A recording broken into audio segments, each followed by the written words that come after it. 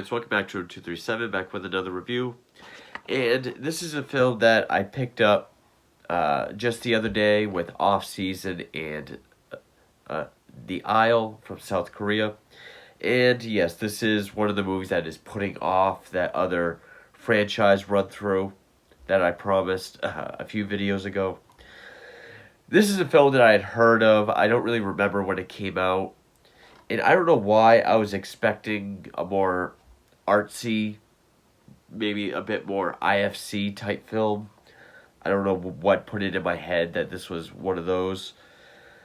Uh, I would say this is 18% on Rotten Tomatoes bad, but it it is a film that I'm not a fan of, despite who the executive producer is and who the cinematographer is.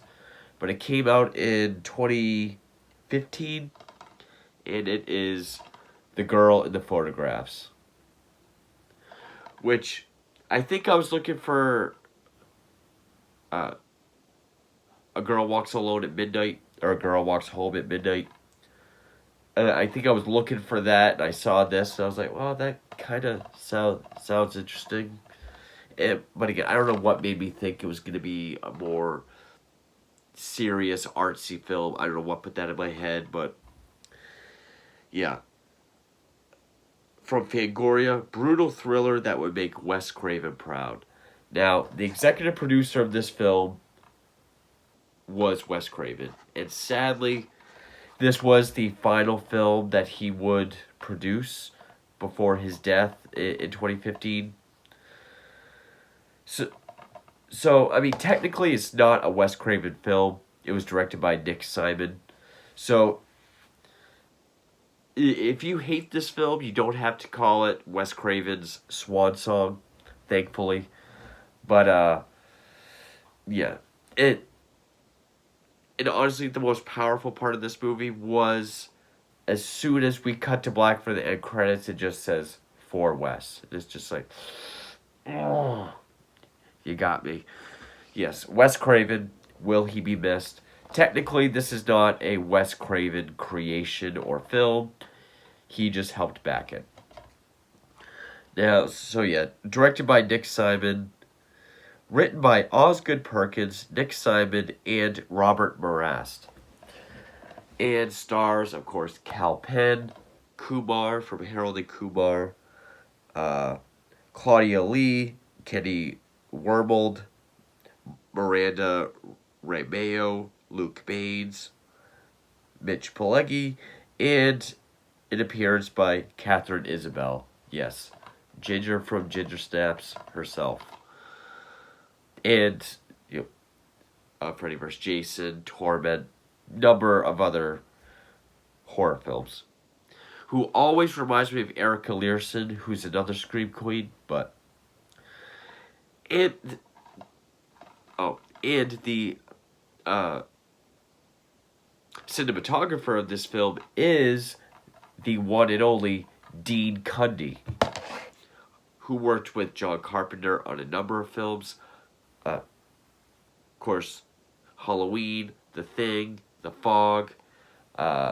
He worked with Spielberg on Jurassic Park. Yes, he did do Adam Sandler's Jack and Jill. he mostly doing commercials now, but yeah, I just want to get some other stuff that he's done. Who Framed Roger Rabbit? I mean, this guy is one of my favorite cinematographers. Alright.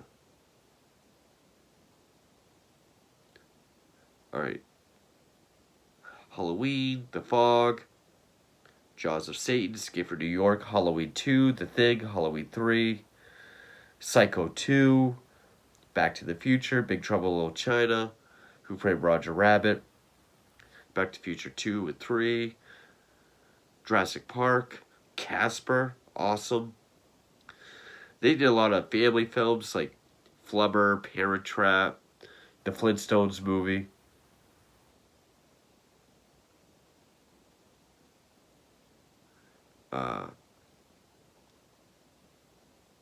Yeah, Jack and Jill.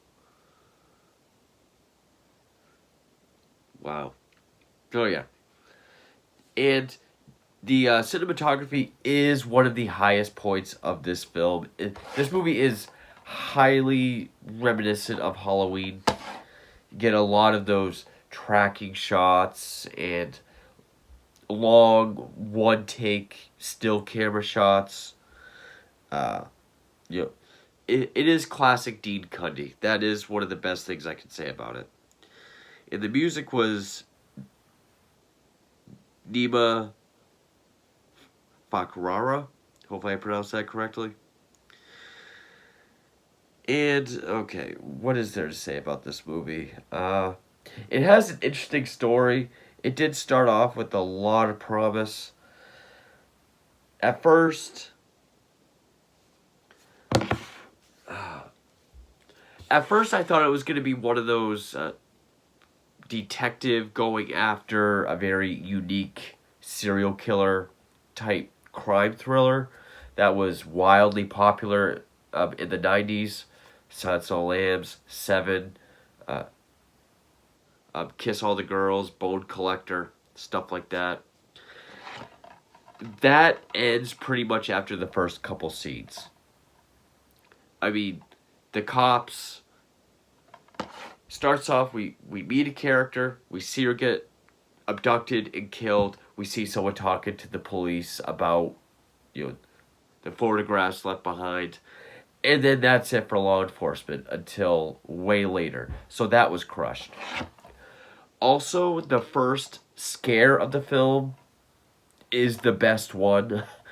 The very first scare in this movie was the one that made me go, all right, this is a movie that's going to be taken seriously.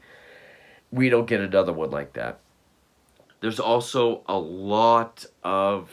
I mean, it feels like Nick Simon and the other two writers are almost paying homage to Wes Craven with how tongue-in-cheek and meta it's trying to be. I mean, it opens up with Catherine Isabel and her friend coming out of a movie theater. She says, never again, no more horror movies. As if to say, get it? Because I'm in a lot. But she's abducted. There's these two guys, a skinnier one that wears this mask, and then a bigger, heavier one that doesn't wear a shirt but has like an old man type mask. Which Catherine Isabel comes home and like imagine a wall is where the shelf is, hallway going that way where the door is. She comes in through there, turns the light on. This is all dark. And when she turns the light on, there's just someone like standing there waiting.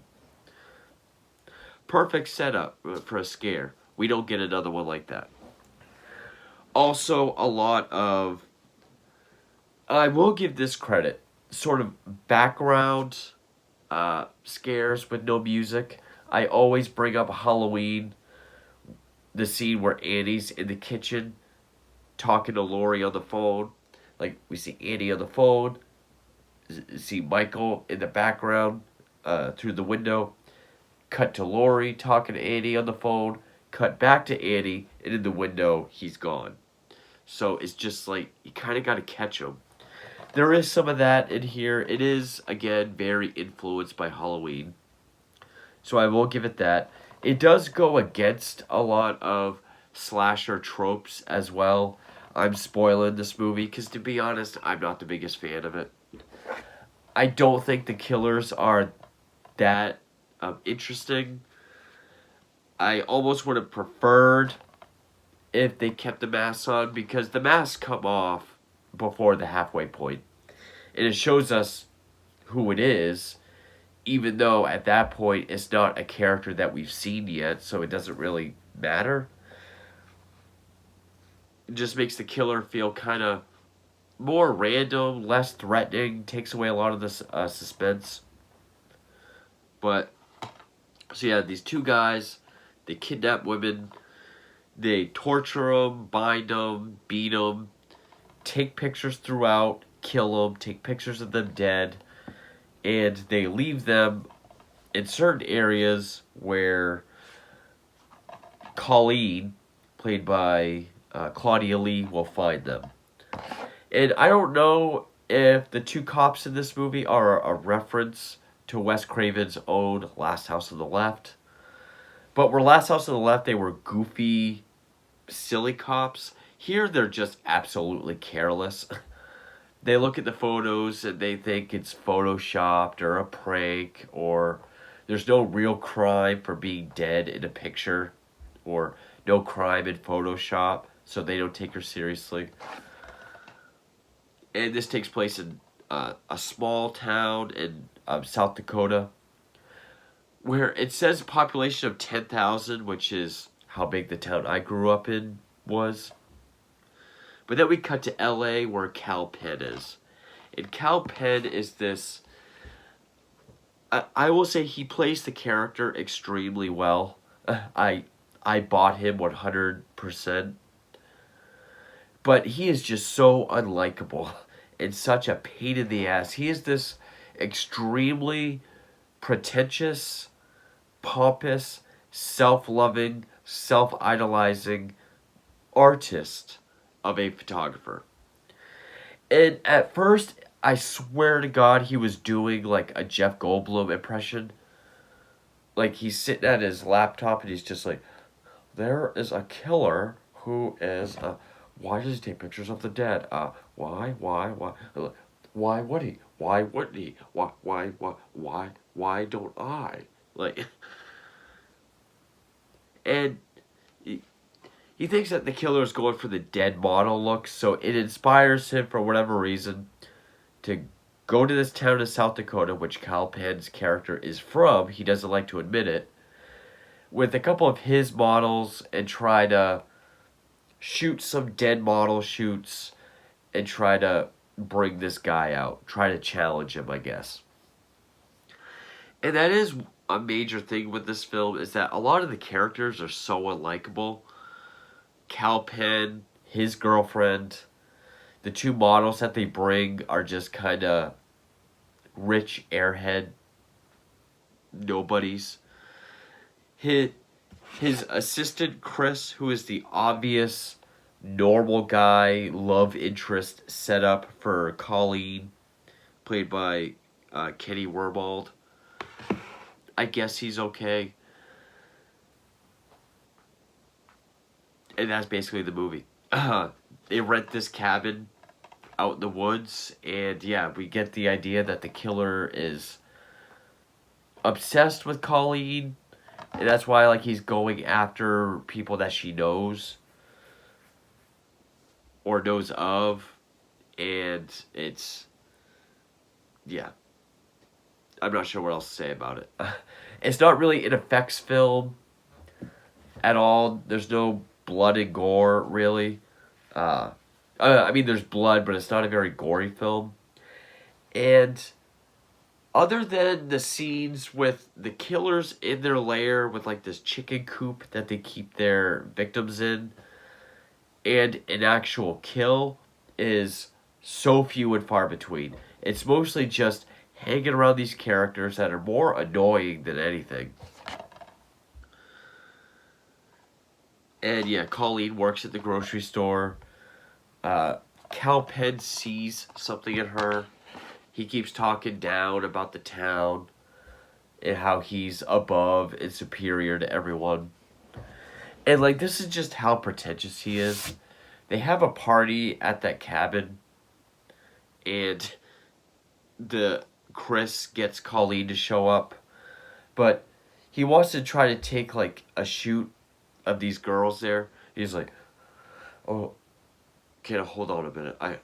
Now I have to wait for the moment that feels amazing. Wait for it to turn awful, and then amazing again, because that's how I like it.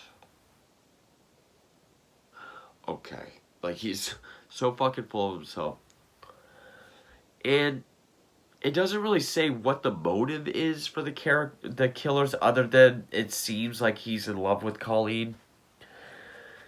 And I heard one review say something about a sex change for the killer. I didn't get that. It seems like he's in love with Colleen, but his sort of, I don't want to say dim-witted. He reminded me of that big brute in Nightmare Before Christmas. Like, buddy. That's what he reminded me of. It seems like he's in love with the killer.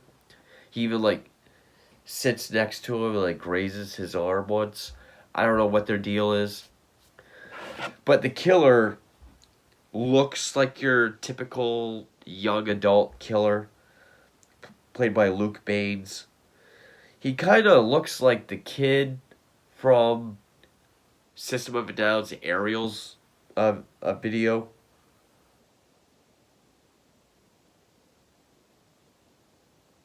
I was gonna say I would be surprised if that actually was him, but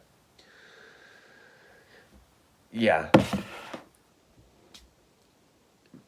they go after Colleen's somewhat abusive boyfriend, and they keep leaving pictures for Colleen to find. Cops still don't give a shit, and like a lot of slashers in the 80s, um, the killers just go to the cabin at the end and they kill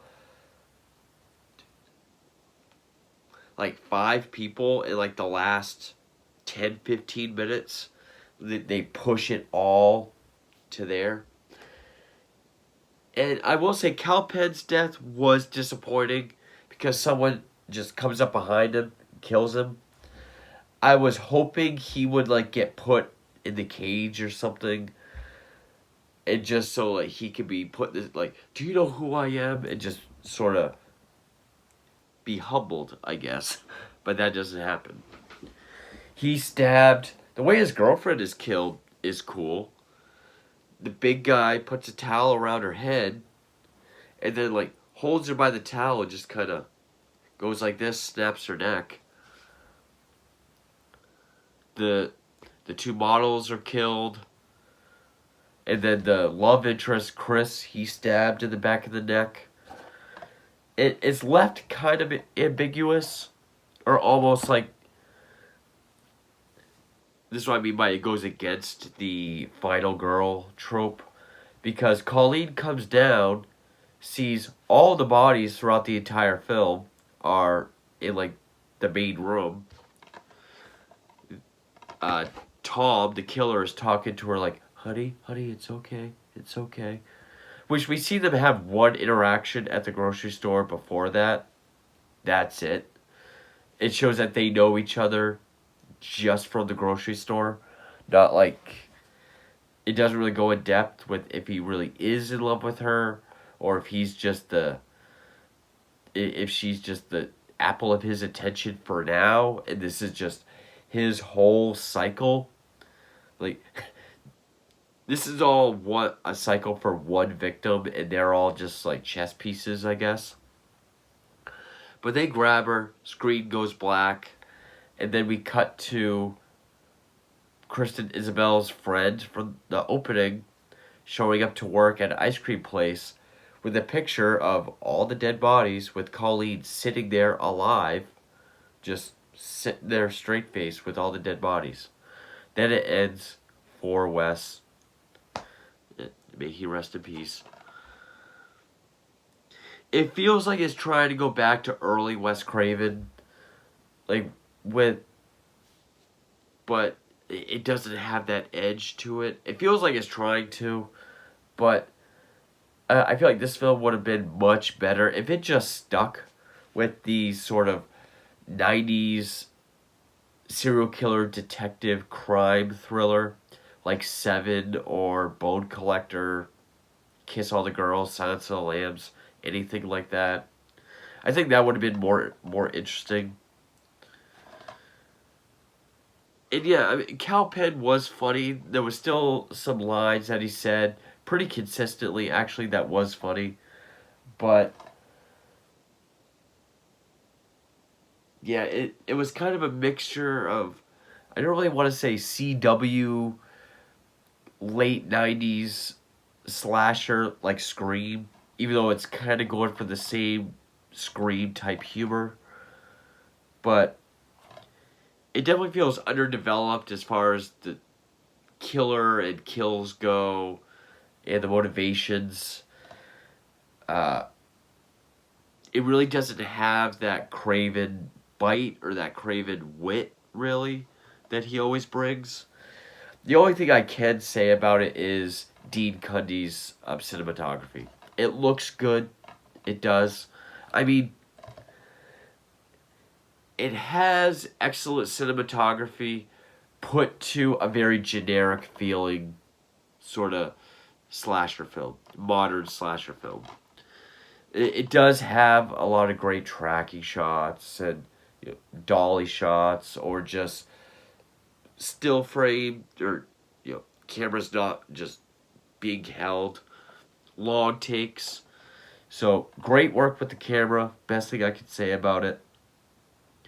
It mostly just feels underdeveloped and like it's trying to have an edge that one, it doesn't really deserve, or doesn't quite know how to get there. Fortunately, we can say that this was not Wes Craven's swan song, since he was just a producer on it. But still, yeah, I don't really know what to say. The killers were very uninteresting. The idea of a killer sort of, I guess, being obsessed with this victim and taking pictures of all these other people that he's killing to send to that person, that's interesting. But that's where it ends. And yeah, I'm not sure what else to say about it. I I was quite disappointed by it. Not not one of my favorite films from, yeah, the 2010s. Might even be a contender for the bottom 10, 15, or 20 of that decade. But yeah, uh, sorry, Wes Craven. May you rest in peace. You are missed. That's my review for The Girl in the Photographs. Thank you for watching.